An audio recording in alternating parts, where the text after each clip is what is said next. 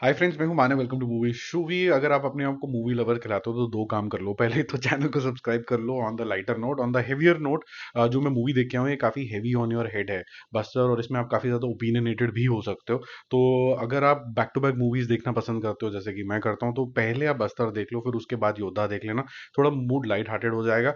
दोनों का कहीं ना कहीं जो कोर अटेम्प्ट है वो नेशनलिज्म का और कहीं ना कहीं देश प्रेम से ही कहीं ना कहीं लिंक्ड है। लेकिन मेरे ख्याल से बस्टर द नक्सल स्टोरी के अंदर आपका ओपिनियन थोड़ा स्ट्रॉन्गर हो सकता है, जो कि सुदीप्तो सेन ने बनाई है। विजुअली ये केरला स्टोरी वगैरह से ज़्यादा बेटर लग रही है। जो रगेडनेस आपको यहाँ पर चाहिए थी वो आपको काफ़ी ज़्यादा अच्छी लगेगी, इंटेंस लगेगी, ब्रेव लगेगी, काटम पटाई और जिस तरीके का गोर होना चाहिए वो एकदम वर्ड गो से ही जाता है। यहाँ पर अदा शर्मा, यशपाल शर्मा जो कि उनको डिफेंड कर रहे होते हैं उनके केस के लिए कोर्ट रूम के अंदर, और साथ साथ में शिल्पा शुक्ला जो उनको कहीं न कहीं साबित करने में लगी हुई हैं कि वो जो ट्राइबल्स हैं उनके उनको ज़बरदस्ती उन्होंने मार दिया है यहाँ पर।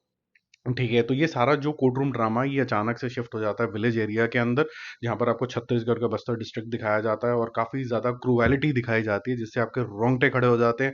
ब्लड शेड से लेके, अंग कटने से लेके, बच्चे को फायर में फेंक देने से लेके बहुत सारी चीज़ें यहाँ पर दिखाई जाती हैं। लेकिन एक चीज़ का आंसर आपको पूरी तरीके से नहीं मिलता है कि ये मॉइस्ट मूवमेंट का रीज़न क्या है यहाँ पर। यहाँ पर ये जो खूंखार इंसान है, इनकी इंटेंशंस क्या हैं और वो इंटेंशन कहाँ से स्टेम आउट होती है, इनको कौन ढंग से फंड करता है, इसकी डीप रूट्स कहाँ के, वो समझाने की कोशिश यहाँ पर ज़्यादा नहीं करी गई है। अनलाइक सोन चिड़िया टाइप की जो मूवी आई थी जिसके अंदर सुशांत सिंह राजपूत भी थे, बट यहाँ पर आपको दिखाया जाएगा other side of the story कि ये सब करने से इंडिया एज ए नेशन को क्या नुकसान हो रहा है। वहाँ के जो रेजिडेंट्स हैं इन इन एरिया के, जो करीबन करीबन अब 10 स्टेट्स तक फैल चुका है मॉइस्ट एरिया, इफेक्टेड एरियाज जो हैं एज पर 2021 रिपोर्ट्स। ये सारी जो चीज़ें हैं ये आपको काफ़ी ज़्यादा दिल दहलाने वाली लगेंगी। इंटरेस्टिंग चीज़ एक और मुझे लगी इस मूवी के अंडरकरंट में, पता नहीं आपने नोटिस किया कि नहीं किया, कि आपका ओपिनियन होना बहुत ज़्यादा ज़रूरी है। कि या तो आप मॉइस्ट साइड पे हो, या फिर गवर्नमेंट साइड पे, या फिर सोल्जर्स साइड पे हो, तो आपको एक ओपिनियन होना ज़रूरी है। आप मिडल पाथ नहीं ले सकते। आप ये नहीं कह सकते कि मेरा कोई ओपिनियन नहीं है इसके ऊपर, because I am not very much educated on the subject, so you you will have to have a opinion on this one. जो मुझे लगता है गलत तरीका है, जो हम आजकल रिलीजन के अंदर या फिर एक पॉलिटिकल पार्टी से रिलेटेड भी कॉन्वर्सेशन आजकल एज अ समाज करने लग गए हैं। No opinion is also fine, इसमें आपको डिग्रेड करने की जरूरत नहीं है। ठीक है, बाकी अगर हम ये बात करें कि मूवी के अंदर जो इंटेंसिटी है, कि ये एक्शन लेना क्यों ज़रूरी है अदा शर्मा का, उनको क्यों मारना ज़रूरी है, ये सब जो इंटेंसिटी है उसके लिए एक अच्छा खासा बिल्डअप किया गया है जो आपको स्कैर कर देता है जेनविनली। और नीरजा की जो क्वेश्चनिंग है और जो जो आंसर देती है वो आपको काफ़ी कन्विंसिंग लगते हैं। हालांकि नीरजा का इतना ज़्यादा भी रोल नहीं है, वो आती है बीच बीच के अंदर अदा शर्मा। इफेक्टिव है, आई वुड नॉट से she is at her best, क्योंकि मुझे वो बेस्ट लगी सनफ्लावर सीरीज के अंदर, जहां पर आपको अलग अलग फैसेट्स उनके दिखे।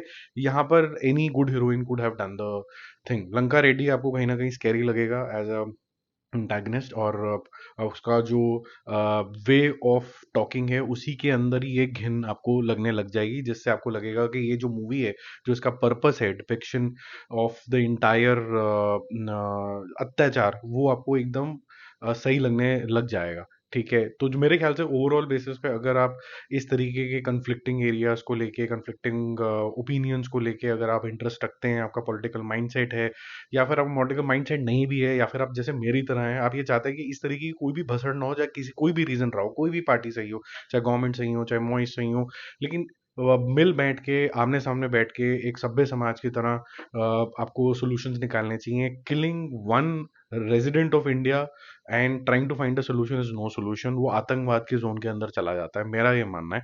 तो अगर आप वैसे भी हैं तब भी आपको मेरे ख्याल से ये मूवी एंगेज करेगी, बट कितना एंगेज करेगी, कितना आपको ऐसा बांध के रखेगी कि आपका वो डिपेंड करेगा कि आपका कितना पॉलिटिकल इंटरेस्ट है इन तरीके की बातों के अंदर। ठीक है, कुछ थोड़ा सा इनडायरेक्ट अटेम्प्ट है एक साइड ऑफ द स्टोरी बताने के लिए, दूसरी साइड ऑफ द स्टोरी नहीं बताएगी। और वैसे भी दूसरी साइड ऑफ द स्टोरी समझने के लिए आजकल वो एक लेबल लग जाता है कि भाई आप तो मॉइस्ट को फेवर कर रहे हो, और वो यहाँ पर मूवी में एक्सप्लेन करने की कोशिश करेगी कि दो पार्टी कैसे बट जाती हैं, दो सोच विचारधारा कैसे बट जाती हैं। और ठीक है, वो पॉइंट एकदम सही है, बट मैं तो यही बोलूँगा कि ये नहीं होना चाहिए।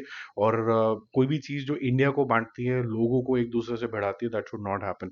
एक और जो उन्होंने टूल यूज़ किया है इस बात को समझाने के लिए कि किस तरीके से स्कूल और कॉलेजेस के अंदर भी कहीं न कहीं नींव रख दी जाती है, जो मोस्ट अफेक्टेड भी नहीं है, बट कहीं न कहीं आग में घी डालने का काम करते हैं। तो जेएनयू ऑब्वियसली न तो नहीं दिखाया गया, बट उसी के स्टाइल के अंदर कुछ ऐसे स्लोगन्स और प्ले तरीके से करने के दिखाया गया, जो आपने पहले भी सुना होगा, इंडिया को बांटने वाले स्लोगन्स।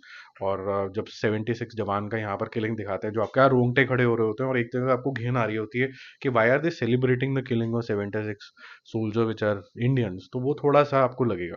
मेरा इस मूवी के बारे में कोई खास ओपिनियन इतना ज़्यादा नहीं है। मेरा ओपिनियन सिर्फ एक है कि ये सब जो मार कटाई अपने ही फेलो इंडियंस के लिए नहीं होनी चाहिए। It has to stop immediately.